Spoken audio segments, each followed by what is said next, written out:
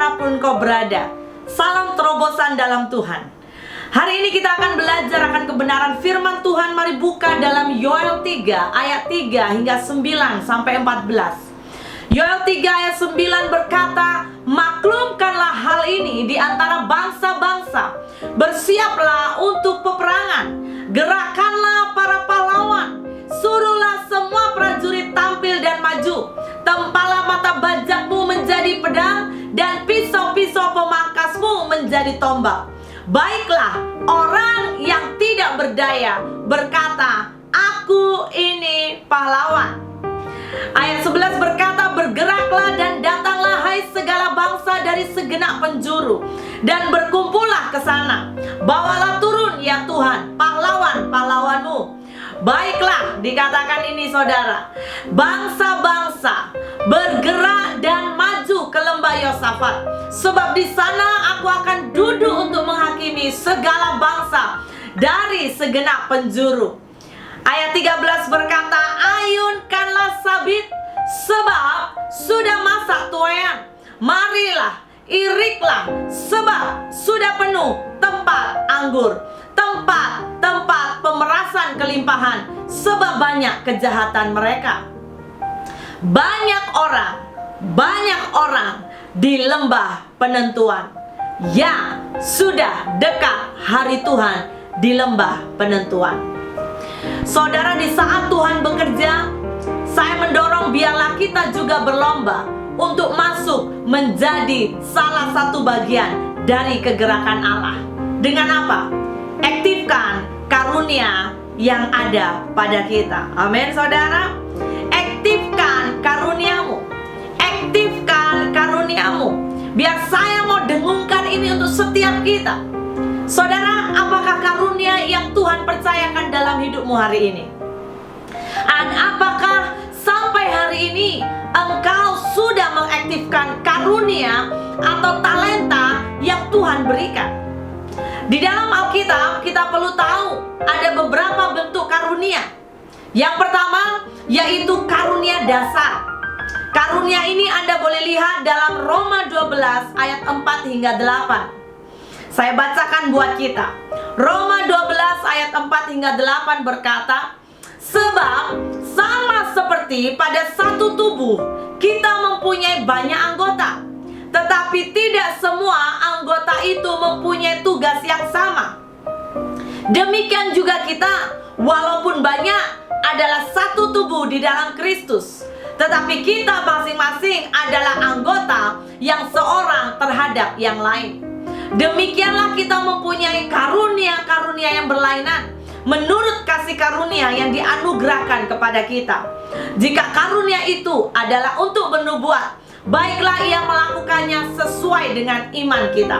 Jika karunia itu untuk melayani, baiklah kita melayani.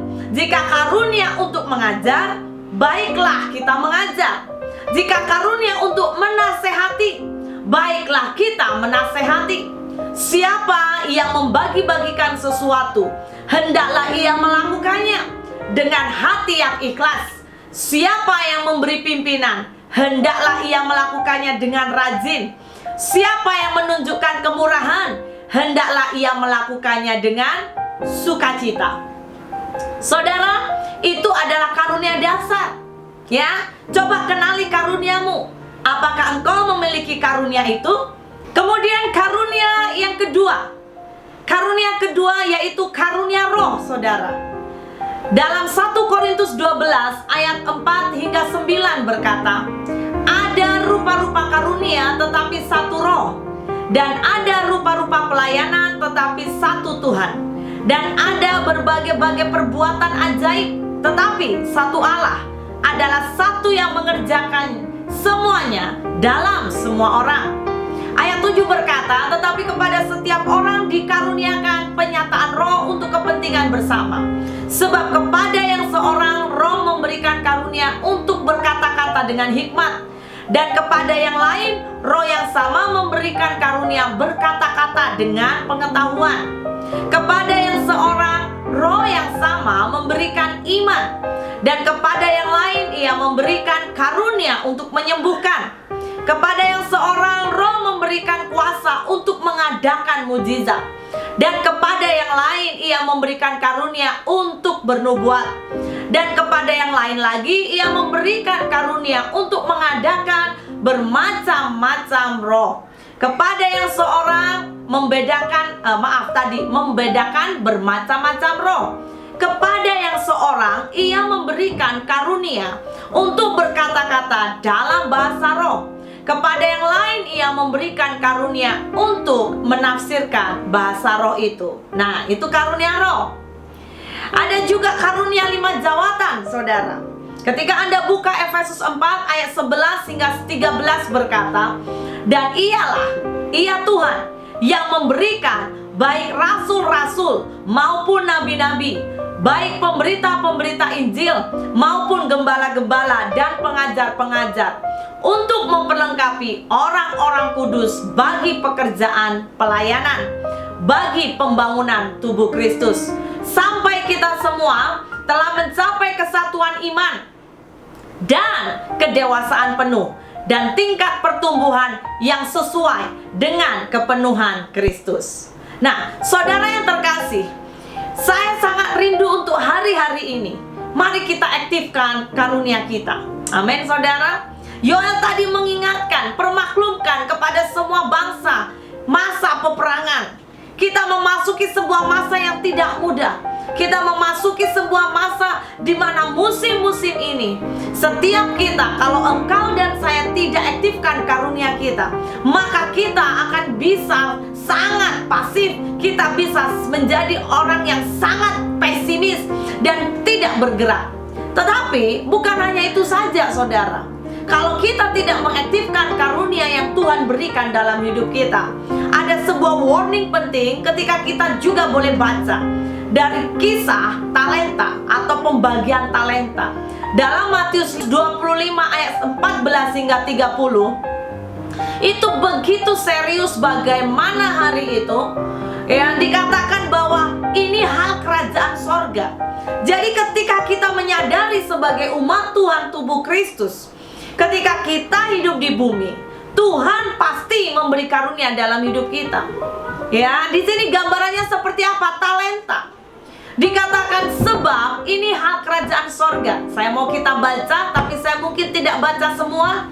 Di antara saudara saya sangat rindu baca sampai habis. Matius 25 ayat 14 hingga 30. Ya, ayat 14 dulu berkata, sebab hal kerajaan sorga sama seperti seorang yang mau berpergian ke luar negeri, yang memanggil hamba-hambanya dan mempercayakan hartanya kepada mereka. Saudara, ayat 14 jelas.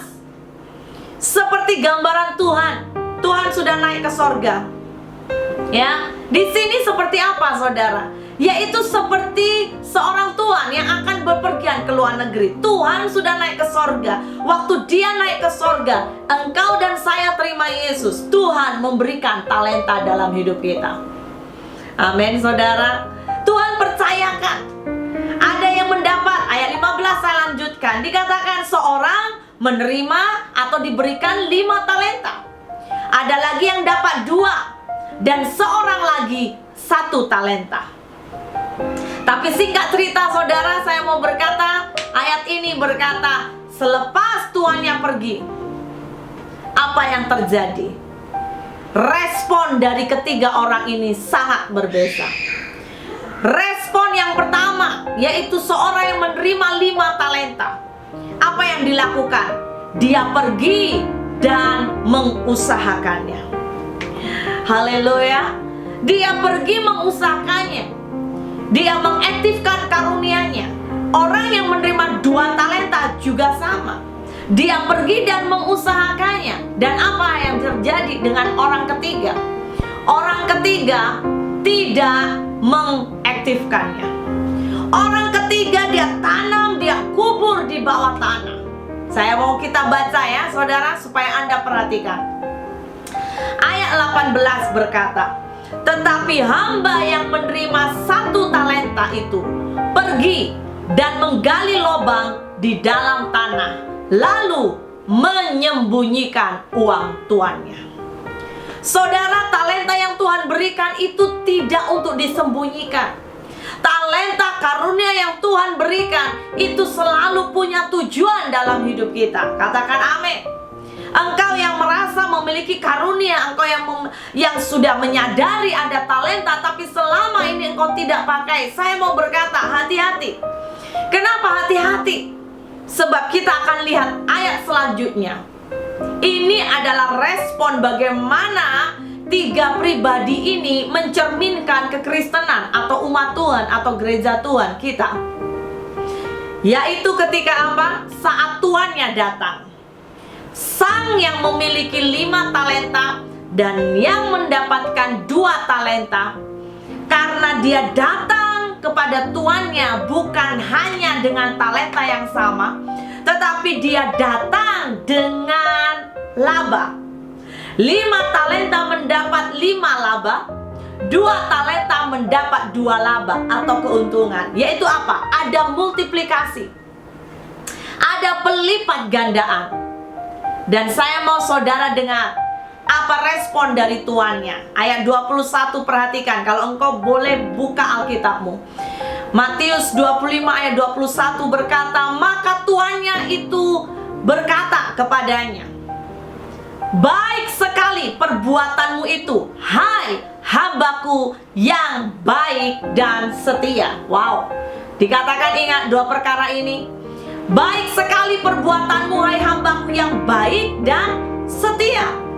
Engkau telah setia dalam perkara kecil, dan aku akan memberikan kepadamu tanggung jawab dalam perkara yang besar.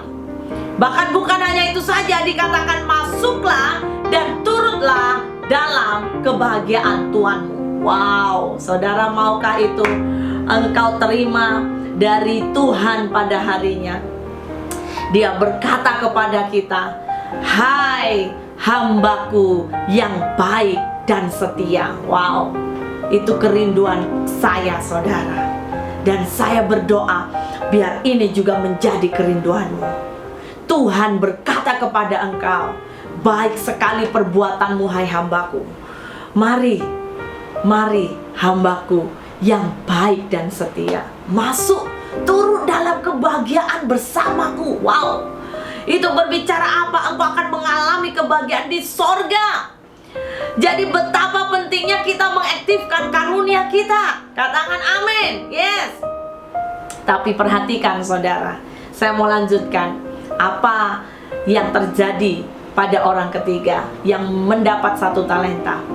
Ayat 24 berkata, kini datanglah juga hamba yang menerima 1 talenta itu dan berkata, coba bayangkan saudara, Tuhan, aku tahu bahwa Tuhan adalah manusia yang kejam. Wow, saudara perhatikan ya. Dia sudah tidak mengusahakan, dia tidak humble, tidak berkata, Tuhan ampuni saya atau maafkan saya, tetapi dia berani berkata bahwa Tuhan, engkau manusia yang kejam. Saya lanjutkan, dikatakan, yang menuai di tempat di mana Tuhan tidak menabur, dan yang memungut dari tempat di mana Tuhan tidak menanam. Karena itu aku takut dan pergi menyembunyikan talenta Tuhan itu di dalam tanah. Dikatakan ini, terimalah kepunyaan Tuhan. Wow, saudara perhatikan apa respon dari tuannya. Ayat 26 dikatakan, hai kamu hamba yang jahat dan malas. Wow, sekali lagi, biar ini menjadi warning dalam hidup kita. Dikatakan, hai kamu hamba yang jahat dan malas, jika kamu sudah tahu bahwa aku menuai di tempat di mana aku tidak menabur dan memungut dari tempat di mana aku tidak menanam. Dikatakan, karena itu sudahlah seharusnya uangnya itu kau berikan kepada orang yang menjalankan uang, supaya sekembaliku aku menerimanya serta dengan bunganya. Ayat 28 nih, hati-hati saudara. Kalau engkau tidak pakai karunia dan talentamu, apa yang terjadi? Ini bisa terjadi dalam hidupmu. Ayat 28 berkata, sebab itu ambillah talenta itu daripadanya dan berikan. Saudara perhatikan, ambil, berikan kepada orang yang mempunyai 10 talenta. Wah saudara, jangan sampai waktunya terlambat. Saya mau berkata, Tuhan adalah Allah yang adil. Amin saudara. Tuhan adil dalam memberi semua talenta dalam hidup kita. Bahkan ketika Tuhan lihat engkau setia, dikatakan hamba yang baik. Kita menjadi hamba yang baik, kita menjadi hamba yang setia, maka tanpa engkau sadari Tuhan membuat apa? Pelipat gandaan talenta dalam hidup kita. Persoalannya adalah, maukah engkau memberi yang terbaik untuk Tuhan?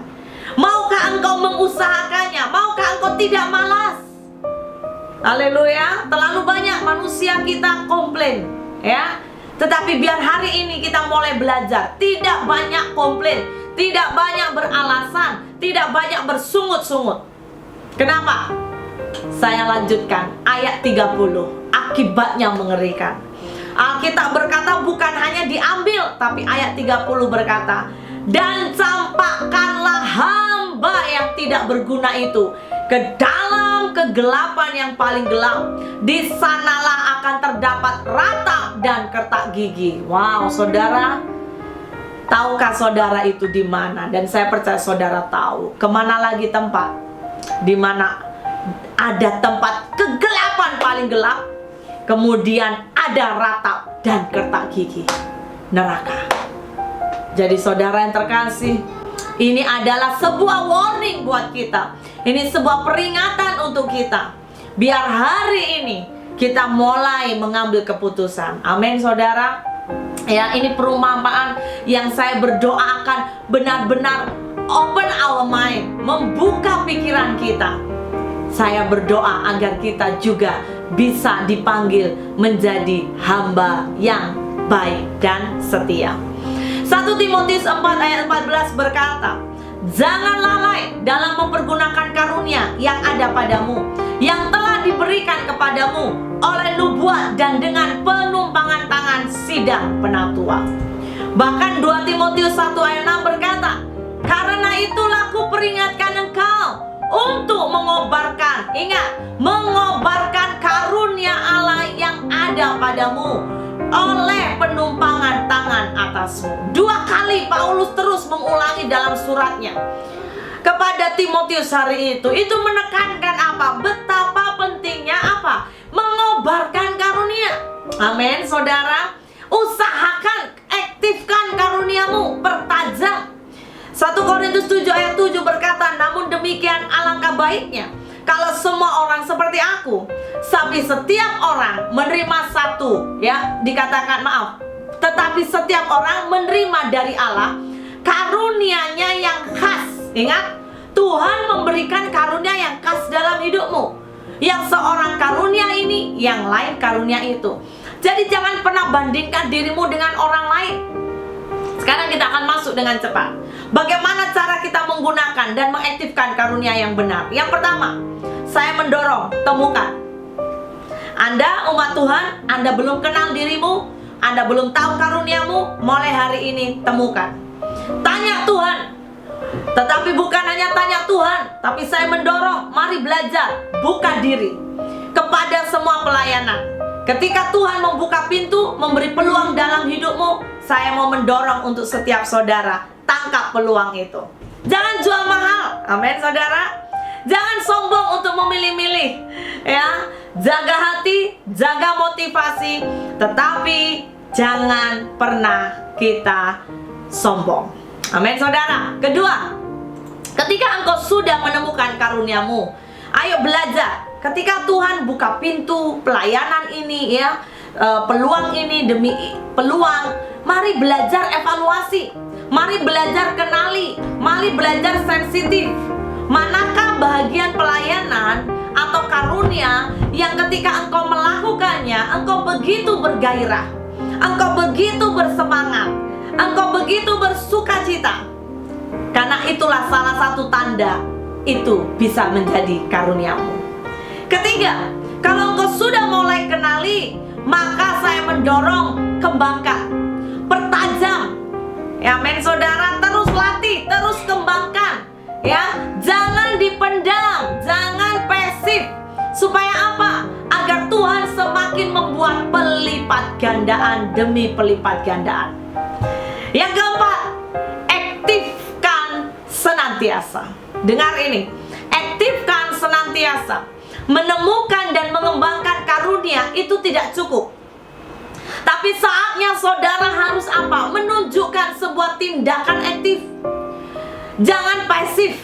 Amin saudara. Contoh, apakah itu dengan mula? Contoh ya, saudara berdoa untuk orang sakit. Kalau engkau ada karunia menyembuhkan, bahkan engkau melihat bahwa Tuhan letakkan itu di hidupmu, belajar berdoa untuk orang sakit. Ya, tetapi sekali lagi, untuk berdoa orang sakit semua umat percaya harus lakukan. Ya, tapi kalau engkau terdorong untuk hal itu, ayo kerjakan. Kalau engkau juga diberi peluang, orang datang minta nasihat, saudara, siapa tahu kau punya karunia nasihat. Bahkan apalagi jika karunia membawa pujian, ya, ayo mulai bangun confident, berlatih vokal, jadi penyembah yang benar. Amin saudara, jangan malas berlatih, katakan yes, haleluya. Ya, atau karunia main musik, ya, ayo pertajam. Jangan hanya itu saja dan engkau begitu cepat puas. Kemudian apalagi? Jangan lupa bergaul dengan Tuhan.